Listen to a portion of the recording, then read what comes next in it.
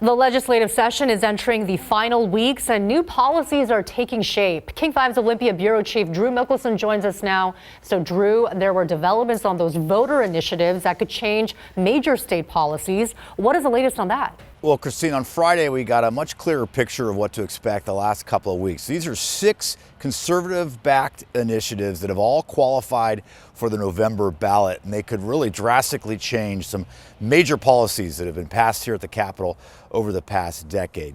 They all qualified for the November ballot, but legislators have the option of taking them up or passing alternatives. And Friday, we learned there will be some action on 3 of those initiatives, dealing with parental rights and borrowing an income tax, also rolling back those restrictions on police pursuits. But Democrats are going to let the other 3 go straight to the voters. And that would include the bill to let people opt out of the current long-term care payroll deduction.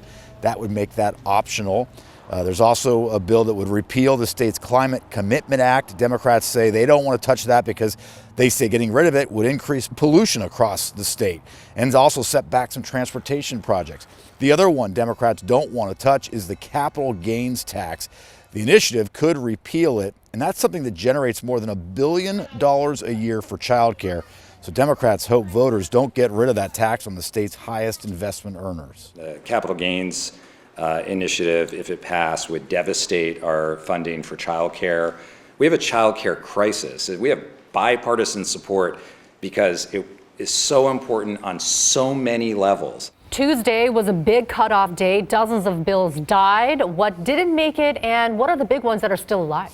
Well, there were a few surprises. The Senate Democrats on the last couple of days before the cutoff backed off on their push to allow cities and counties to increase the property tax at a higher rate. That was one that got a lot of controversy and a lot of opposition here at the Capitol.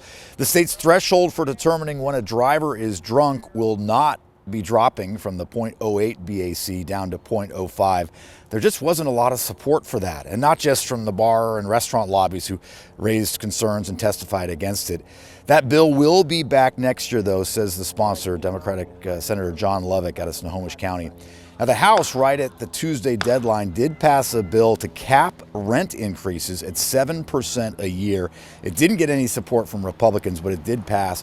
Governor Jay Inslee told us that he likes the idea but wants to see the final numbers before committing, although it's really not even clear if it's going to get out of the Senate here in the next couple of weeks. The Republican House leader says this rent cap, he called it rent control, he said it would scare developers away, and he compared it to communism. The way you bring price down is through increasing supply.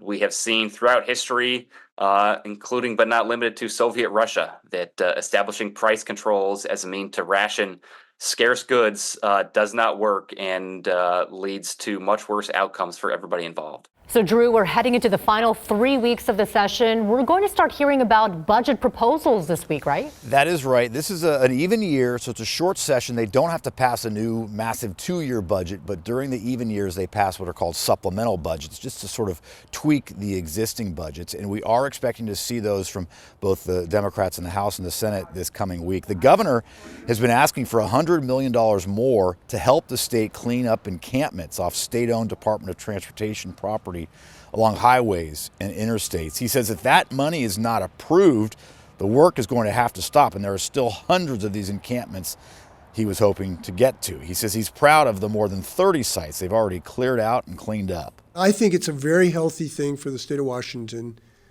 both for the people who've been exposed to these unhealthy conditions and for the citizenry to not see homelessness encampments as they're driving to work every single morning.